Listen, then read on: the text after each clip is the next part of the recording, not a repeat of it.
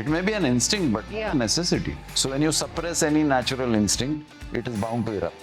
When you shun the subject from your child, the child seeks the knowledge from other sources.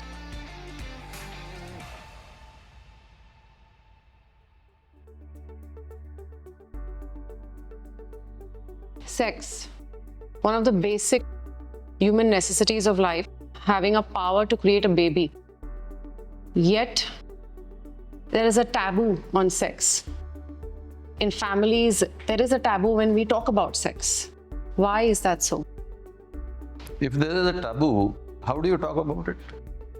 Yeah, that's what I'm saying, that it's a basic necessity of life. So why there is a taboo? Why is it a basic necessity of life? It's a basic necessity. It's the most natural instinct of life, no? It may be an instinct, but not a necessity. Okay. When you say necessity, चाहिए ही चाहिए. खाना तो चाहिए ही चाहिए, नहीं तो जीऊंगा कैसे? नहीं पीना है तो पीना ही है, नहीं तो जीऊंगा कैसे? सेक्स नहीं किया तो भी जी सकते हो. True. हाँ, तो it's not a necessity. Okay, it's an instinct. I agree. Why is it taboo? Because we have painted it in dirt. We consider it dirty. It is one of the most beautiful gifts given by the universe to any living species, because it is a creative ability designed by the creator, whoever the creator is. Religious people would choose to call it God. भगवान की then है, अल्लाह की then है कि बच्चे पैदा करो. So, people who consider it as a religious activity will view it from that point of view. People who consider it as a pleasurable activity will view it from that point of view. And people who view it with a very narrow bandwidth will consider it taboo. Ki this is not to be spoken in public. I can discuss any food recipe, any food item in a social gathering, but I cannot discuss sex in a social gathering. Why? Because we have painted it with a brush that says DIRTY.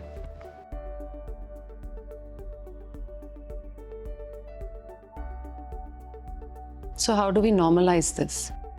What is normal? So that needs to be defined. What is normal for you is abnormal for another person.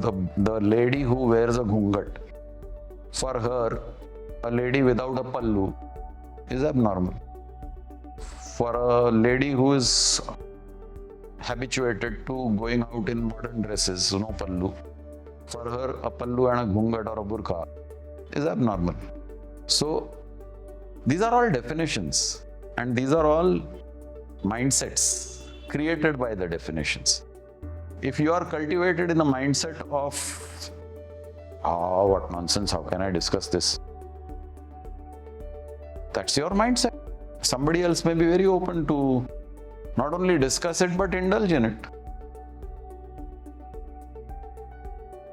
Fortunately or unfortunately, I happen to live in Africa for a fairly sustained period of time. And though by world norms it is considered a backward country or a developing country, and with a lot of corruption and criminality in the country, one thing I noticed that the sex crimes were very low.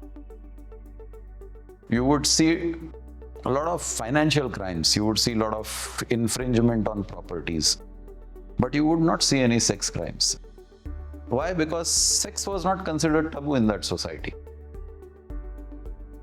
As a person who enters into adolescence, puberty, sex is openly discussed and indulged in. So you wouldn't have too many cases of rape. If you do a little research on rape crimes, you will see that the countries which are restrictive about these matters, the rape crimes are higher. Whether they come to light or whether they are done in closets, separate subject, and that depends on the strength of the legal system of the country. But sex crimes happen. Yeah. Why? Because, as you said, it's a natural instinct. So when you suppress any natural instinct, it is bound to erupt. So what you are seeing is that eruption. And how do you correct this then?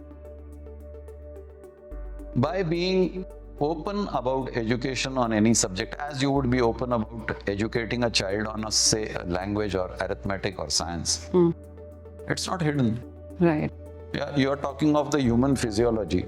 You show every part of the human body in the physiology because you're treating it as science. Right. Sex is an extension of that physiology. So why don't you teach it as stoically as you would teach physiology? I mean, why are you associating it with something dirty? Simply because you derive pleasure out of it? Pleasure is also a natural consequence of indulging in sex. It was designed so that people utilize this facility to regenerate the race. Right. It's there in every species. It's there in animals, it's there in the human beings. Human being is an extension of the animal. Social animal. Animals have no shame in indulging in sex. Humans have. Who created the shame? Humans created the shame. Under the garb of civilization. So if you are appearing to be ashamed of discussing sex, then you are considered to be civilized. If you talk about sex openly, then you are uncivilized or loose in character. Why? Mindset, probably, as you said. Again, it's only the human species. I can eat with any cultural community. I can eat different cuisines anywhere in the world. I will enjoy the Chinese cuisine as much as I will enjoy an African cuisine, as much I will enjoy an Indian cuisine. But when it comes to discussing sex, no. Why no? Then you are leaving your child to sources of this knowledge which may not be trustworthy. Then your child is getting corrupted in false knowledge, false thrills. Because it is hidden, anything that is hidden is very tempting. Then you tend to look at that thing as a matter for acquisition by any means, right, wrong, and then you indulge. But if it was actively propagated, showing the pros and the cons, the risks and the benefits, the purpose of sex, which is never told. And some people misuse it. They say that it is a gift of God, so I'm going to indulge in it and go to any extent.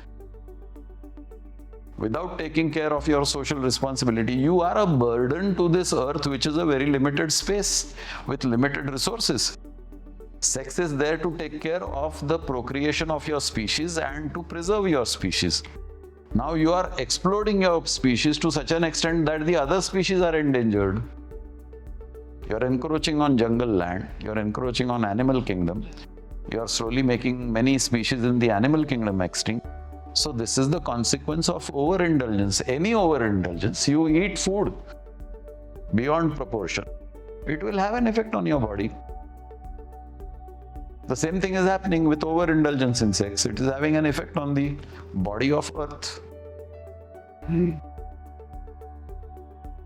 So the onus of sex education lies in first with the family, and then we can say that it should be introduced in schools and etc. Yes, because if the family is educated in school, then as a family, as a father or a mother, you know how to deal with it with your child. When you shun the subject from your child, the child seeks the knowledge from other sources, which may not be reliable. Because you are not educating your child. You are allowing your child to be educated by somebody else. It could be a magazine, it could be a video, it could be a photograph, it could be anything. How do you know the authenticity of the educator to your child? You don't know. You will select your child's school judiciously. ये अच्छा school है, इधर अच्छे सिखाते हैं, results अच्छे आते हैं, I'm going to put my child in this school. But here is a subject which your child is going to indulge in for the 30, 40, 50 years of his life. And there you are not selecting a proper tutor for this particular subject. How sensible is that? True. Physics, chemistry, the child will study for 10, 13, 14, 15, 20 years. After that, that subject may not be important in his life. But here is one subject which he will start using probably from the age of 16, 17, 18 till his age of 60, 70. Good 30, 40 years. Sometimes 50 years. But nobody is teaching that subject properly. How sensible is that? Sensitive topic, sensitive subject, neglected subject, needs mature minds, mature teachers, knowledgeable teachers, sensible teachers. And it deals with life, it deals with genesis, it deals with procreation. So you need somebody to deal with this subject with you for your understanding, which you can then transmit to the next generation. There is a place, Pratibimb Charitable Trust, www.pratibimtrust.com. There is a course called Life and Breath. Come to Life and Breath, understand the purpose and meaning of life. Then only you can transmit the truth of life to the next generation. Give it a try.